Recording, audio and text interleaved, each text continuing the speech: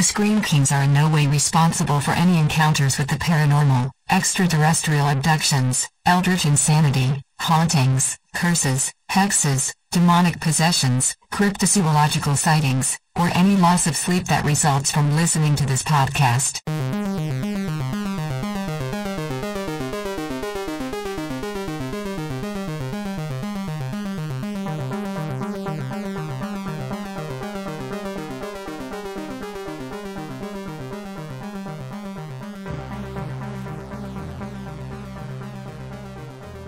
This is the Scream Kings podcast. I'm Max George. And I'm Nathaniel Darkish.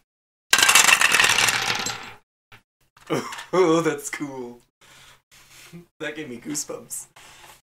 Ooh, this is not the ASMR episode that you were all thinking just from that, if anyone's wondering.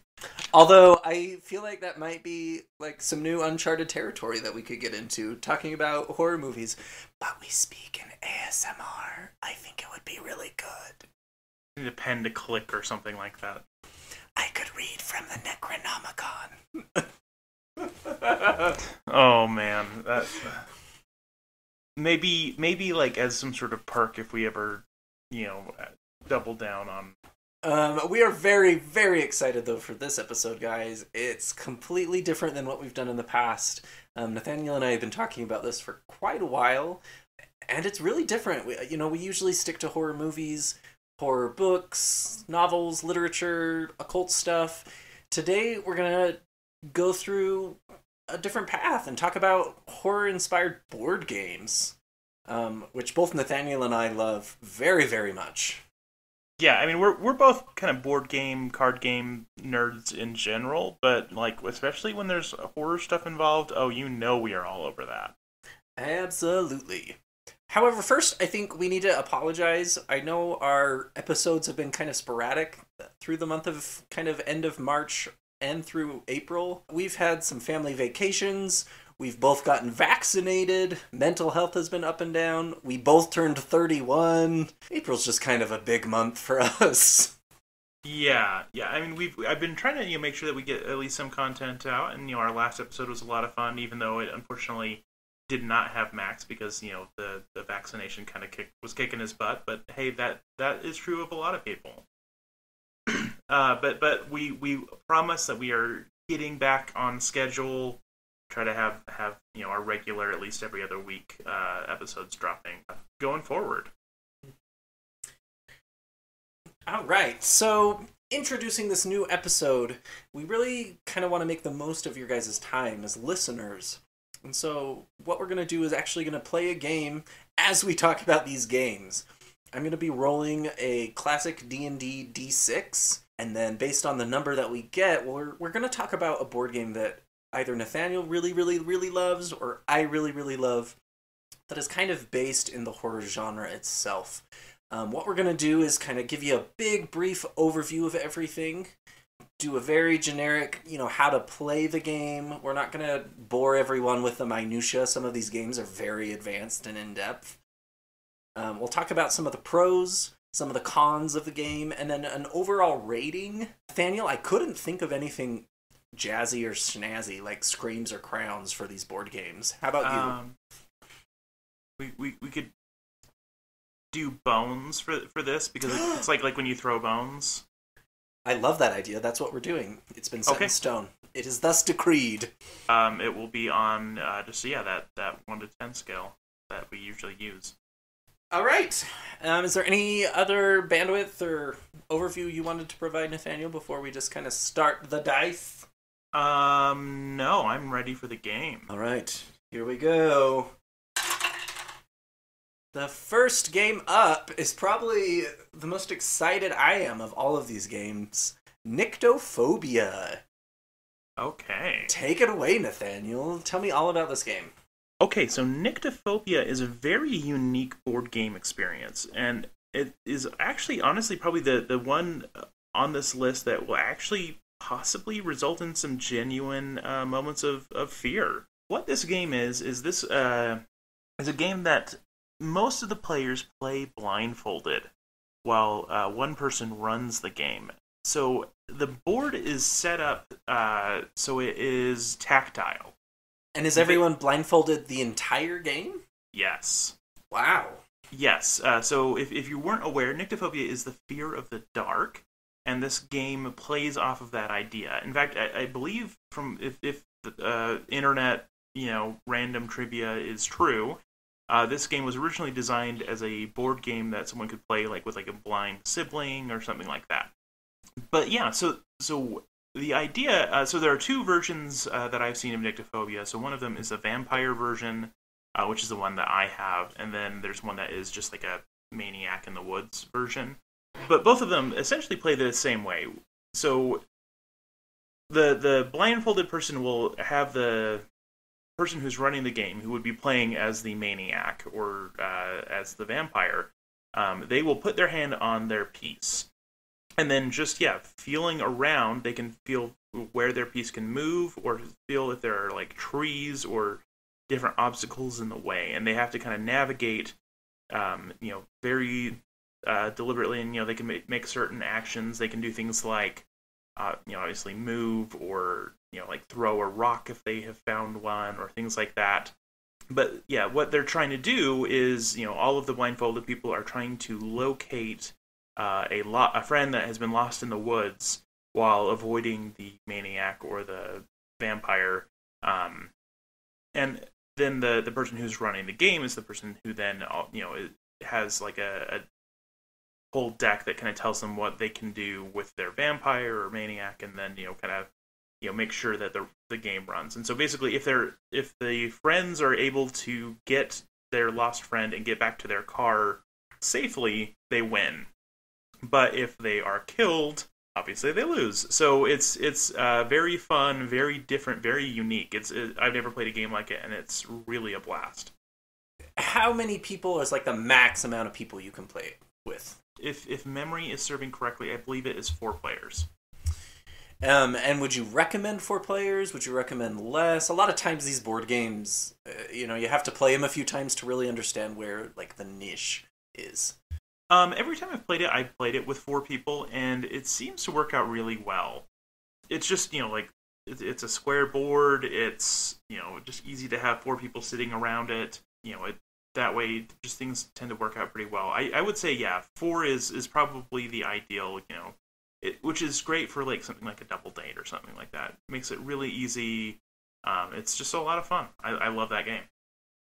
And outside kind of the rudimentary rules that you just kind of explained, is it pretty intense for novice gamers to pick up? The difficulty really is more based around running the game. So if you are the person playing as the monster or the serial killer, it might be a little bit trickier. You at least want a fairly decent base understanding of more complicated board games. But if you are one of the blindfolded people, it's extremely easy to figure out. You'll pick it up in 2 minutes. It's really very easy to just pick up and go. So give us some pros and some cons. Of course, you've already talked about a few of those pros. Maybe dive a little bit more detailed. I mean, I would just say, the pros are, it's just, such a unique experience. It's a lot of fun. There is some kind of genuine chills and thrills along the way, because, sometimes you'll be like, you really think that you're moving in a safe direction, that you've navigated stuff, that you figured out this area, and then suddenly you turn a corner and you're like, oh, and then the person's like, oh, and that's the vampire, and you're like, no, and you gently jump, you're like, nope, and then you have to deal with that, and so it's fun. It has a lot of kind of twists and turns. I would say if it has really any cons, it's mostly just that, like, when you aren't the person who's actively playing, it can maybe be a little bit boring if the person who is playing is taking a long time. And like, it makes sense to take a while on each turn to figure out what's in the area and think stuff through critically. But otherwise, you're just sitting there blindfolded, just kind of waiting until, it's your turn. And obviously, you want to be paying attention and listening and trying to, figure out where people are. But it can get boring if the game isn't moving along at a decent pace. Yeah, it kind of sounds like one of those games that it gets better the more times you play it with the same group of people. Mm-hmm. Just because they can all get into it, and they're all participating, they know the rules, and that's when it really starts to shine. pun intended, because it is a game about darkness. Yes.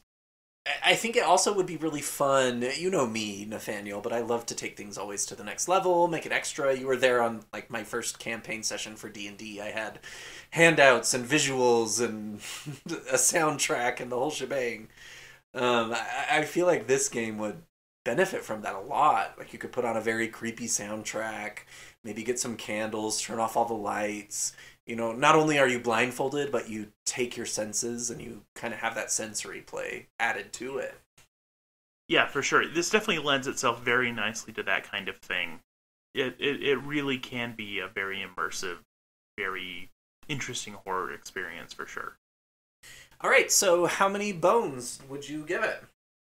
I'm going to give it 8 bones. Really, the only thing that I would say that, you know, keeps it from being even higher, it would just mostly be that, like, playing as the person who's running the board is less fun than playing on the other side of it. And unfortunately, because it's my game, and you know, I basically always end up running the game instead of having the blindfolded experience. But you know, it's still a blast, no matter how you're playing it. So it is a little uneven in terms of enjoyment level, but other than that, it's a great time. Love that game. Highly recommend. All right, shall we roll the mighty D6 once more? Indeed. Next game up is the game that's probably most similar to Nyctophobia, Mysterium. And I am going to be talking about the Mysterium game. I think a lot of people who are heavy board gamers know about this one. It's pretty ubiquitous whenever you go to any sort of game store out there. The overarching kind of theme of this game is it's all about fortune telling. It kind of takes the idea of Clue and beefs it up to a really almost overwhelming level. And it's also similar to Nyctophobia in that you have one person who is the quote-unquote ghost of the game. This person who has been killed and is trying to communicate with the other players and teach them and give them signs of who killed them. You have a set of, you know, suspect cards and weapon cards and room cards. Again, all very similar to, you know, your standard whodunit type of a board game. There, I believe, are about 4 or 5 rounds to the game, and every round, the ghost, the person who's been killed within the game, has this very large stack of very beautiful art cards. They'll have anything from creepy dancing animals on like a tight line, or they'll have the spooky gothic forest. And what their responsibility is to try and find the card that matches kind of the information to tell the other players on who killed them. So it's a very, very interpretive type of a game. It's best played, I think, with friends because you all kind of share that common language and that common humor and whatnot, and so the ghost is able to kind of lead them on a little bit better. But like you were saying in Nyctophobia, this game is best suited for probably 5-ish people, 4 maybe at the max, and again, one of those individuals has to be the ghost. In my experience, I think this one has the sweet spot of the ghost plus at least 3 others, if not 4. 3 or 4 others plus the ghost is perfect. Yeah, and again, it's a very, very fun game, but it's one of those very nuanced games. There's a lot of rules, there's a lot of moving pieces, there's a lot of cards. It can be very overwhelming for kind of new board gamers. I took it up camping once with my family, and my family loves games, but I quickly found out they don't love this type of game, where there's constantly new rules being brought up. You're always trying to think, you know, esoterically, and what does this card mean, and does this ghost, you know, what in the last few conversations that we've had would make me think that this is this. It's very kind of ambiguous. And that can be fun, but it can also be really upsetting and frustrating to some type of players. And I guess those are a few of the cons. I think the biggest con for me is I had to watch a 45-minute video about Mysterium and how to play it before I even played it. And there's nothing wrong with that, but again, this is a board game for a little bit more of an advanced set of friends or board gamers. Don't take it very lightly. Don't think you can just bust this out and play it in 30 minutes. Because these turns do take some time, there's a lot of setup. There's even an app that you can use that kind of sets the ambiance. It gives you some music and some spoken dialogue. That kind of stuff. Did you have the similar experience with this one, Nathaniel? Funny enough, I actually just barely played this with the horror club at my school, which of course I run because, I'm me. So the kids actually didn't have that hard of a time picking it up. I will say that it does take a while to learn the setup, and so being the ghost is a lot to it. Or at least like a medium amount to it. It takes a certain level of preparation. Thankfully, I found a really good video online that was like 6 minutes long that oh damn, taught me how to set it up and taught them how to play it very easily. So it really wasn't that bad at all for me, thankfully. And they figured out how to play it and had a good time with it pretty fast. So I think it's one of those, you do need to have the right people, they need to have the right attitude, but if you have the right way of introducing the game, it's a lot of fun and it can be very quick to pick up, at least for the players. The ghost stuff, it's a little bit more intensive. I think this game also suffers from an us versus them type of a feel to it. And really, I want to point out that board games in general, I had this discussion with my boyfriend the other day. Everyone kind of grew up playing board games in a very different way. And, some people play very cutthroat and they want to win and they'll do everything to win. Others play more of an equitable way where they want everyone to have fun and they don't really care about who wins as long as they're having fun. And the reason I bring this up is because Mysterium, I think, can really turn into an us versus them.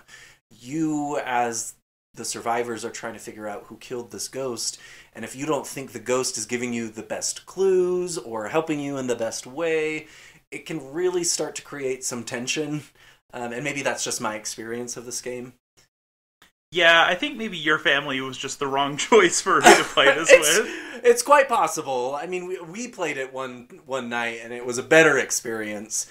But I always leave a little frustrated from Mysterium, because I think I don't quite fully comprehend what they're really trying to get at. It just seems a little ambiguous to me at the end of the day.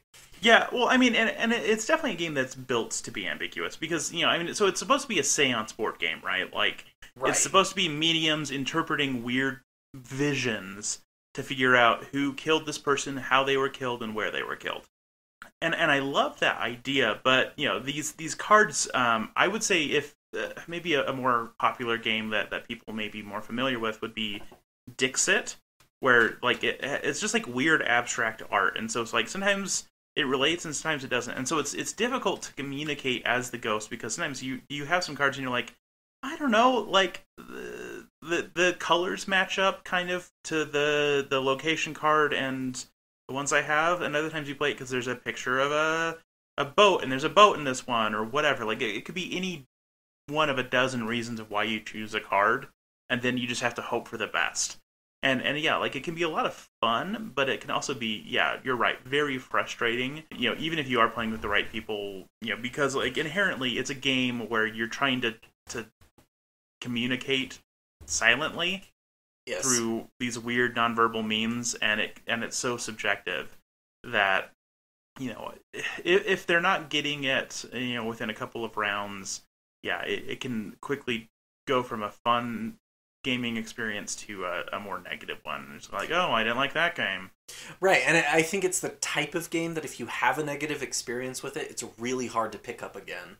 Yeah. Just because it can be very overwhelming, very ethereal, ambiguous, and so if you have a poor experience, why would you want to play it again, right?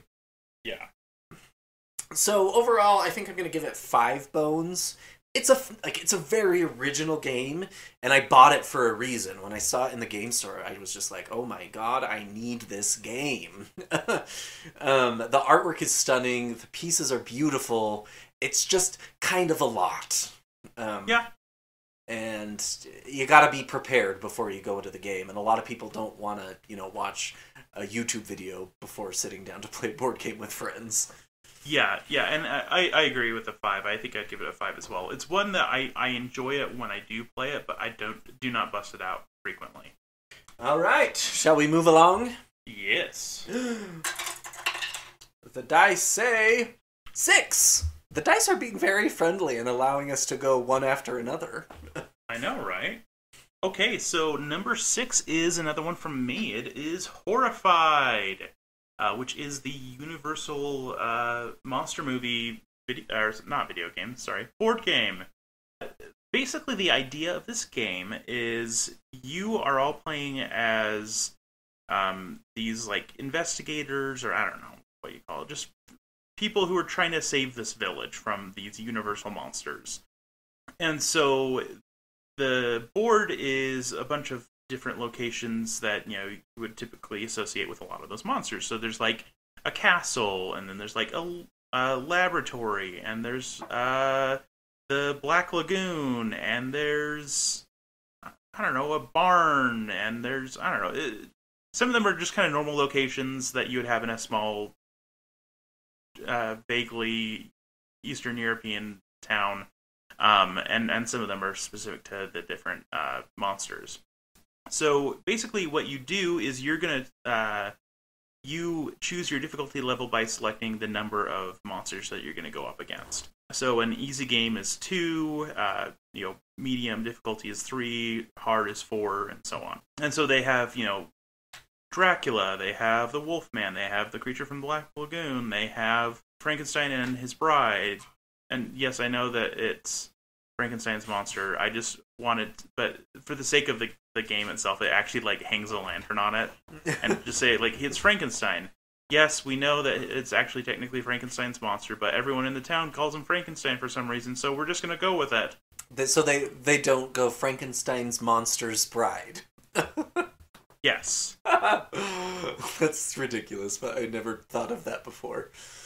I think there's an Invisible Man as well. I don't know. There's quite a few of them. And so, yeah, what you do is you have like certain actions that you can take.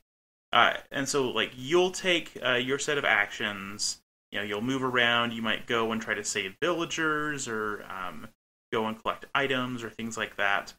And then the monsters will have a turn. And so, usually, their turns will result in them like moving closer and attacking people. Usually, they just attack whoever's near them, whether it's a villager or one of the players. So typically, if a player gets attacked, they just get knocked back to the hospital, and then they have to like move from there. If a villager gets attacked, they're dead. Basically, you're trying to do specific tasks that will defeat these monsters. So, like, for example, there are a bunch of locations around the board where Dracula has tombs, and so you have to go and break all of his tombs. And so you have to, like, get, like, weapons that are strong enough to break them, and then you can break them, and then you can fight them. And so you have to do that before the, like, I don't remember what they call it. It's something like the terror level reaches a certain point. And the terror level goes up basically whenever the monsters successfully, like, kill a villager or defeat one of the heroes or whatever. And so, yeah, it's a pretty tricky board game. So I've only played it once. When I played it, it was the Gillman, creature from the Black Lagoon, and Dracula. Which is like apparently the easiest batch to go up against. And even though it was pretty experienced people who were playing, we still kind of had a difficult time. Like it was a fairly challenging game, but it was a lot of fun. I liked it a lot. It's not like the most amazing board game of its ilk, but it's a good time, and I liked it, and I really like the theme, and I love the art. It's a good time. Talk to me about a few of the cons. It sounds like a hoot, and I need to play this game. So what's wrong with it? Really, the only thing is that I would say the cons aren't cool, or is mostly just that the gameplay feels kind of samey throughout the whole game. Like it doesn't present any or that many new challenges or new twists or turns throughout the experience of playing it. It's just one of those things where, I mean, and it might have just been the monsters I was playing against too. It could maybe be more challenging depending on, or more compelling, depending on who you're playing against. But for the most part, I would just say like the ideas were really fun and strong, but the way that the game works is a little samey throughout. And so like, they could have punched it up a little bit, but as a whole, it works really well. It's a pretty tight game. I had a fun time, and it wasn't that hard to pick up. It was a little tricky, but then again, I benefited from a 10-minute video online that taught me how to play it, and I was able to kind of pick it up from there. So yeah, it's not nearly as complicated or convoluted as a lot of other games could be. Fair enough. So, as far as Bones go, what would you rate it? I'm going to give it a 7 on Bones. Why a 7? I'm going to say it's a fun game. It's not nearly as compelling as something like Nyctophobia, but I would say like it has a lot of replay value because you can always play against different things or up the difficulty level, and so yeah, like it's definitely going to be one that I revisit quite a few times. So it's a fun game. It has a lot to it that really works very well. It sounds like a very solid, like just fun game. Yep. You and I had talked about, this is a tangent, but Luigi's Mansion 3. Inherently, it's not like this amazing game that blows everyone away on the Switch. Yes. But you just have so much fun playing it that you don't care. Yeah, I would say Horrified is of a similar vein in that, it's not like it reinvents the wheel, but it doesn't need to. It uses a lot of tried and true game mechanics that work, and so it doesn't necessarily feel like it's the most unique gaming experience, but it takes what works, it makes a very solid, very fun game out of it. So, yeah, it's a good time. All right, shall I roll the dice one more? Indeed. I mean, I'm rolling a die, but I'm just going to call it dice. Ooh, number 1. Wow, this is really going nicely back and forth. It really is. I need to keep this D6 on me for my next D&D game. All right, so number 1. This is kind of a tangent to some regard. We wanted a nice, healthy 6 board games that we could talk about. And I know there's a ton of different games out there, especially horror-themed games. I'm not as well-versed with them as probably you are, Nathaniel. But this one is Villainous. And this game is everywhere, especially out here in Utah. I think our demographic kind of makes people get really excited about this game just because it is very Disney-focused. I've seen this game around, and I was really excited to play it, and my boyfriend loves this game. And so he introduced it to me. And it is all based around these villains from the Disney franchise. And I'm just going to list off all of the different villains because they have 4 expansions. This game is pretty successful. So you can play Captain Hook, Jafar, Maleficent, Prince John, Queen of Hearts, Ursula, Dr. Facilier, the Evil Queen from Snow White, Hades, Ratigan from Great Mouse Detective, Scar, Yzma, Cruella de Vil, Mother Gothel, Pete, Gaston, the Horned King from Black Cauldron, and Lady Tremaine from Cinderella. And this game is so fun because each of these villains, kind of how the game is played, every villain kind of has their own thing that they're trying to accomplish. If you're playing Hades, you're trying to get these Greek titans to take over Olympus. Or if you're Ratigan, you're trying to create some rat bride. I can't remember the terminology there. It is a robot version of the Rat Queen, or of the Mouse Queen, or defeating Basil, depending on if Basil successfully defeats the Queen. Sounds like you haven't watched that movie recently enough. It's been a long time. For everyone's information, Nathaniel's favorite Disney movie is The Great Mouse Detective, if you can't tell. Yeah, I just read the original book recently, by the way. It's real good. And so, the overarching kind of theme of the game, again, like I said, everyone's trying to do their own thing, but at the same time, you have the ability to quote-unquote curse or harm other players with heroes from that Disney world.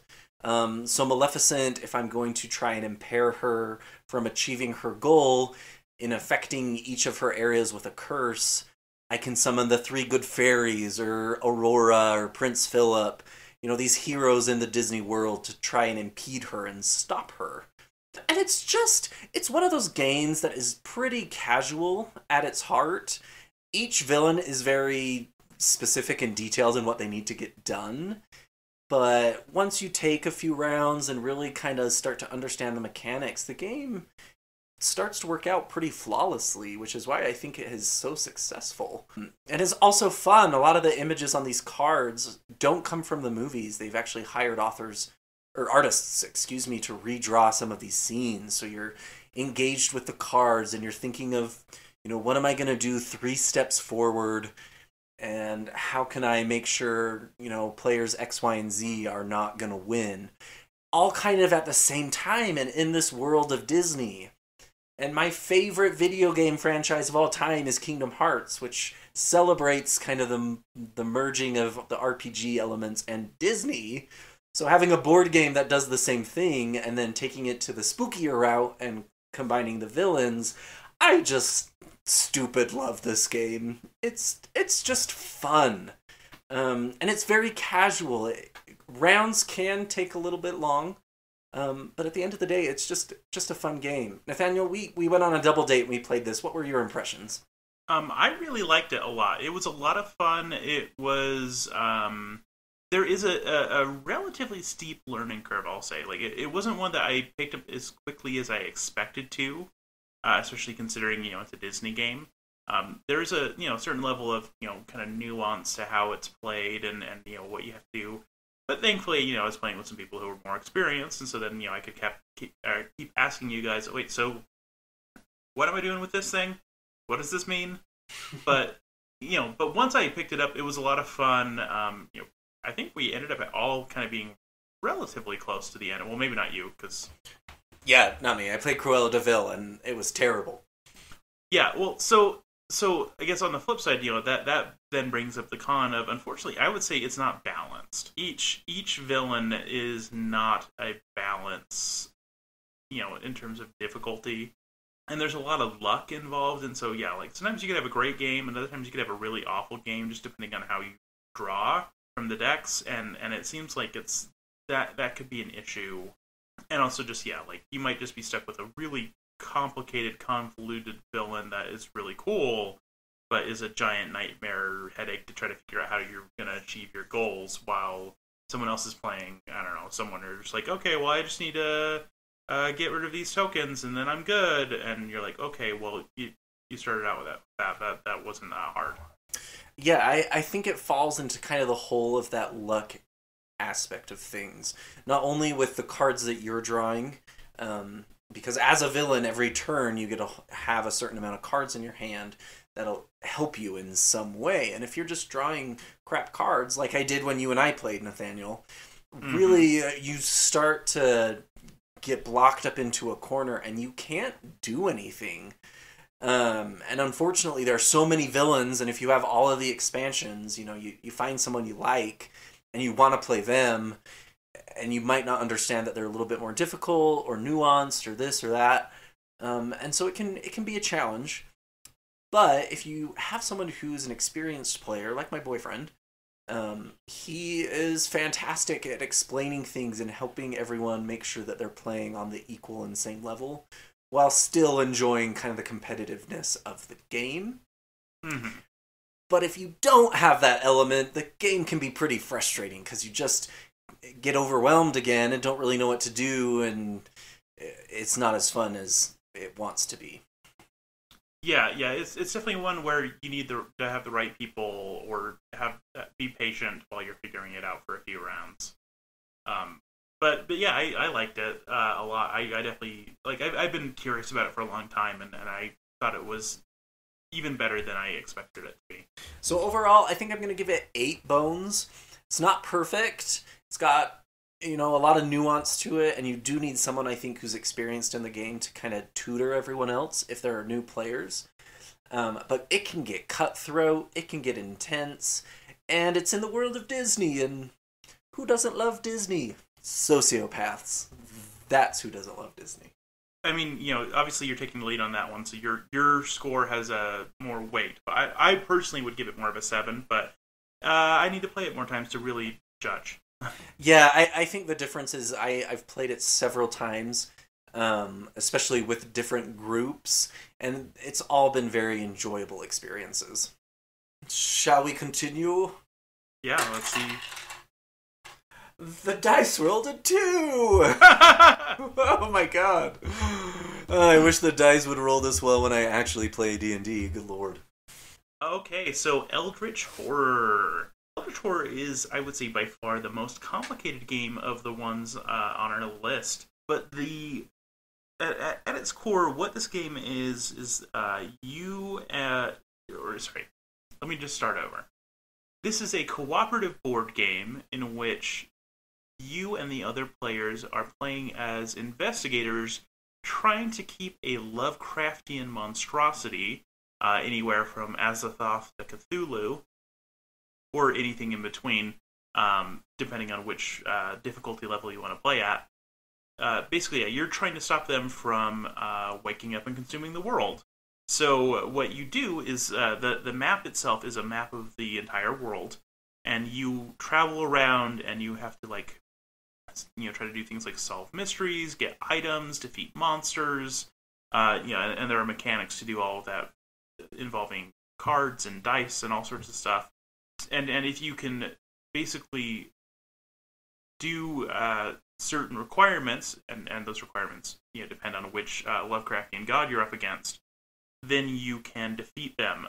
But if the terror track goes up to a certain level, and that terror track is increased by your failure to defeat certain monsters, or some of it is random, some of it is failures of the players to do things.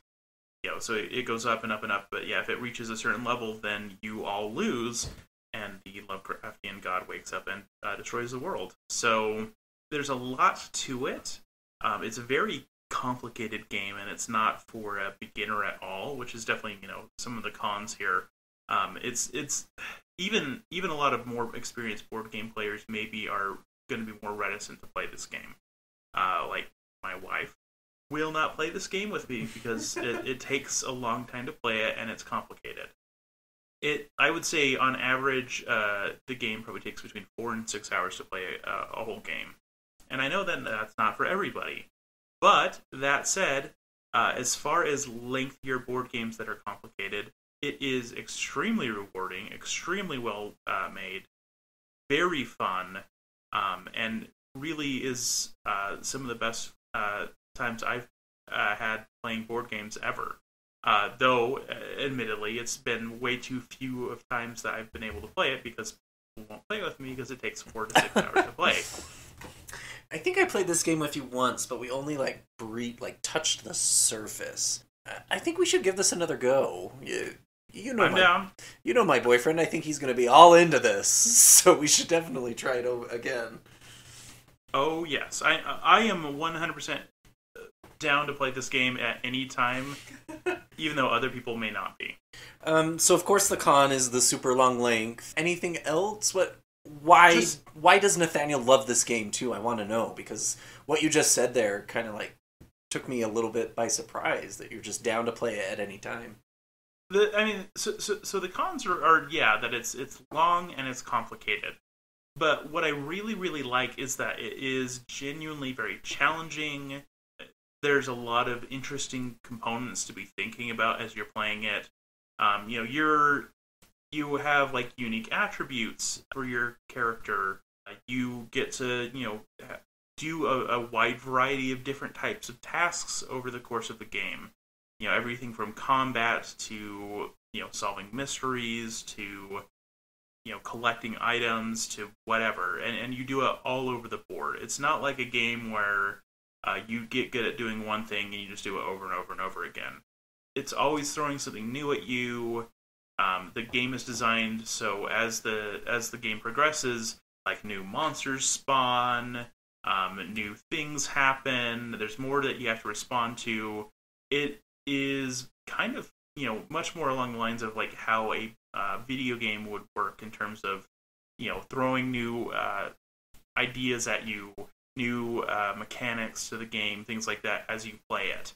It's a very rewarding game. It's a lot of fun, and it feels like you're really accomplishing something, especially because of how difficult and compelling it is. It feels like you're in a Lovecraft story. And who doesn't love a good, psychotic, mind-altering Lovecraft story? Right? Alright, how many bones? So I'm going to give it 8 bones. I really, really love this game, but I do acknowledge that it's not perfect.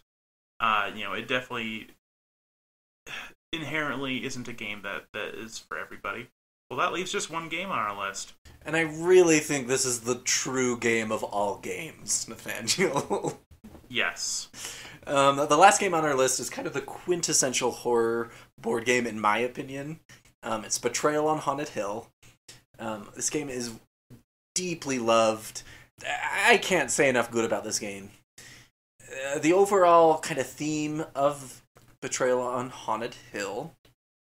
Betrayal at the oh my gosh. At the house on Haunted. I was 2 seconds from saying I always get this name wrong. I always do. I cannot say it right. So thank you, Nathaniel, for reading my mind. I'm blaming Cthulhu and Azoth. Azathoth? Azathoth, my gosh. Alright, so Nathaniel's going to continue the episode without Max as I go repent to the Eldritch Ones. Alright, so this board game, the overarching theme is you're all kind of joining together in a cooperative sense to investigate this dilapidated haunted house. Everyone picks a character that is kind of pre-designed from the game. I always like to be the crazy old doctor. And when Nathaniel and I play, we make you develop a backstory for your character, because that's how we play. And then every turn you take your movement and you're kind of exploring this haunted house. And the cool thing is the rooms of the house are on individual tiles. So every time you play this game, it is different. You might have a different main floor, an attic, there's a basement. There are even some expansions that let you go to the roof of the house. It's just really, I don't know, that aspect of it to me is just fascinating. That every time you play it, the house is going to be just a little bit different. If not radically different. Exactly. And each character is going to have a set of stats. You have like might and speed, wisdom and intelligence, I believe. Sanity and sanity. Intelligence. Very similar to D&D. And everyone's, again, exploring this house, working together, being friendly, and then all of the sudden, there are these events called omens that will happen in the game. And once you roll below a certain number, and it's much more nuanced than that, but I'm going to keep it brief for our listeners, the betrayal happens in the game. And based in the room you're in, the items that are in play, how many omens you have this book of 50 different scenarios that can occur. Or 101 if you were playing with the expansion. You took the words out of my mouth, which just blows my mind. And these scenarios, all of a sudden, create one person against everyone else. Or this new board game threat develops. Or the house just burns down. Or all manner of horror moments come to life. And the party splits. One person leaves the room to read what they have to do to win. Everyone else reads what they have to do to win. You come back together, and all of a sudden it's an us v them situation. And it's so damn brilliant. The first time I played this game, I was the betrayer, and I had to summon a horde of demons into the haunted house. And if the game hadn't won me by then, summoning a horde of demons surely was the killer. This game has a special spot in my heart. I have played it so many times with so many different groups of friends. It's a little overwhelming to learn, but once you start picking it up, it really is easy. Usually I tell people when I play it with them, we're going to play 2 rounds. The first round is to kind of get the mechanics, and then once we start that second round, it is so much better. What about you, Nathaniel? What do you love about this game? Literally everything. It's my favorite board game. I honestly think it is the funnest, most rewarding board game that has ever been made. I agree. Hands down. Yeah, just because every time you play it, it's a totally unique experience. Even if you end up getting the same haunt multiple times while playing it, the house is going to be different because, as you're exploring, you flip over the room tiles, it's going to be different. And so, every single time I come to this game, I do not know what to expect. It's the game mechanics are seamless. Like, once you learn how to play the game, once you get a feel for it, every choice that they made in terms of how they designed it is brilliant. The way that the combat works, the way that investigating mysteries works, all of that. Like, it uses dice, it uses numbers, and you're able to quickly pick it up. And for me, I think it was... I started playing Dungeons & Dragons last year in the pandemic, and I am obsessed with it. I love it. And I think this game in particular takes what is best about Dungeons & Dragons and turns it on its head and kind of gives it a horror kind of flavor to it. And I don't know if that's why I love it so much, but like you say, the game is almost flawless. The scenarios are so unique. And well written. Yeah, I played one about voodoo dolls, and the villain was trying to turn everyone into a voodoo doll, and they had to go destroy all of these fetishes throughout the building. And I played another one that was about aliens, and they were abducting all of the survivors, and you had to go to certain rooms. Like, every time you play it, it will be something different. Mm-hmm. And it's like having 101 board games in one board game. It's so good. If you have not played this game and you love board games, finish this podcast, give us a rating on Spotify and iTunes, then go find the game and play it. Because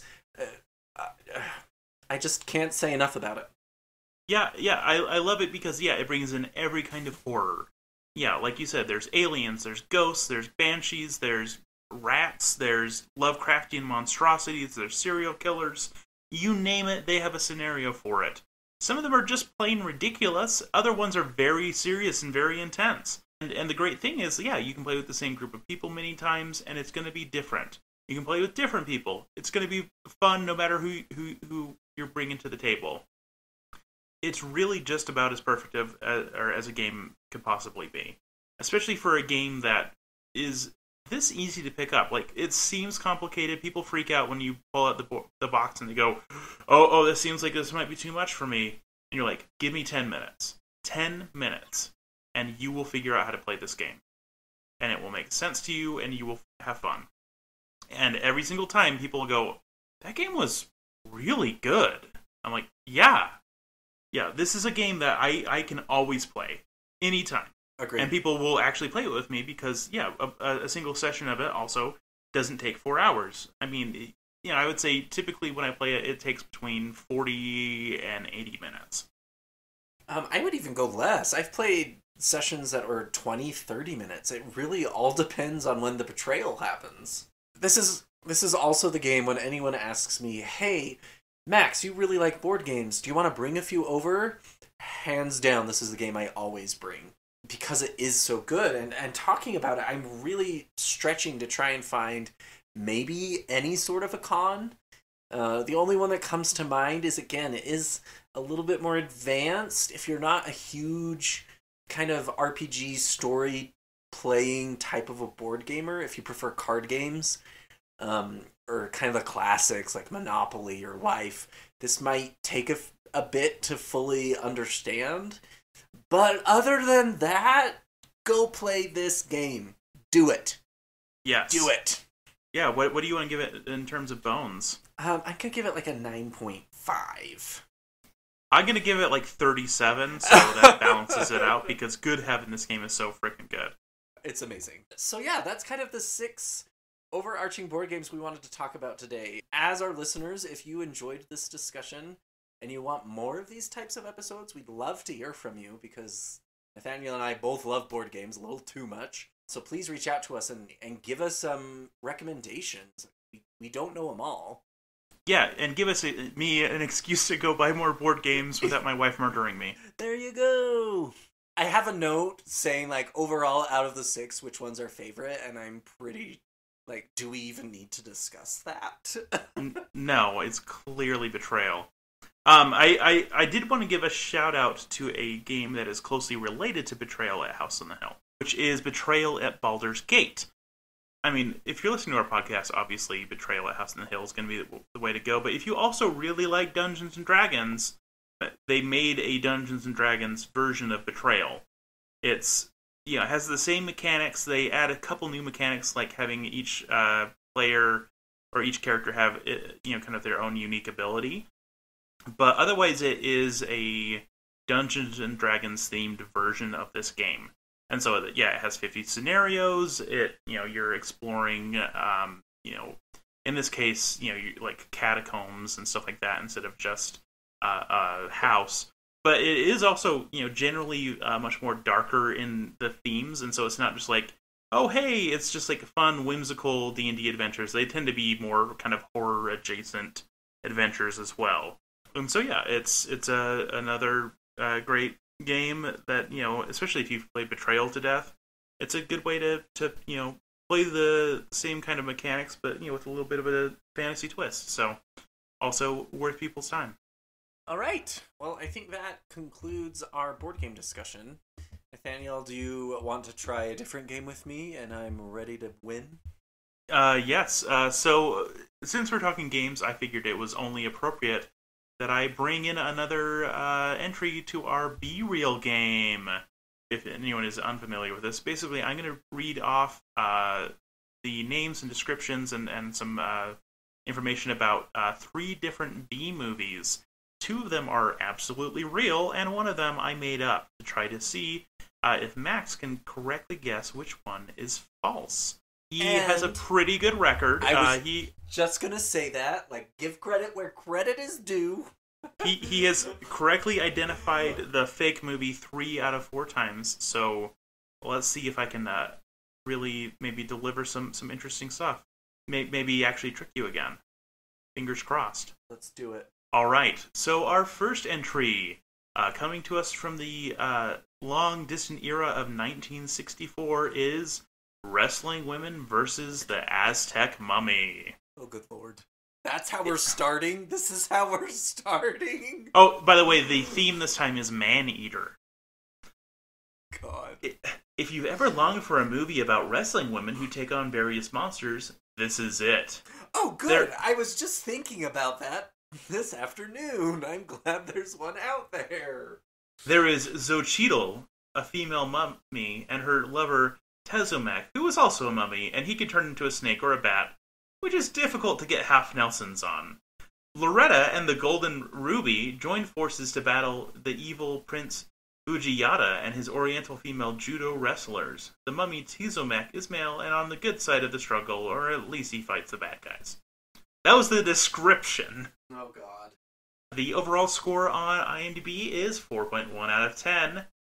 And the user review I found gave it a 3 out of 10 and described it as a miasmal masterpiece marred by misapplied musical melange. Okay. Next up is Hollywood Chainsaw Hookers from 1988. A detective embarks on a mission to track down a woman in LA's seedy nightclubs only to come face to face with a bloodthirsty cult of lethally beautiful prostitutes. Is he the next victim of Hollywood's demented chainsaw hookers? Overall score, 5.3 out of 10. And the user review gave it a 10 out of 10. Oh, no. It ain't Driving Miss Daisy, but hey, it's all good. With cheesy B movies, I usually stray away from rating them for tech stuff simply because it's silly. They probably put as much into this movie as I pay for half the utilities each month. But what I do look at is sheer entertainment factor, and I feel I've gotten my money's worth with quite a few Z-grade schlockfests. And our final film this B-Real game is She Kills 100 Men Before Dawn from 1973.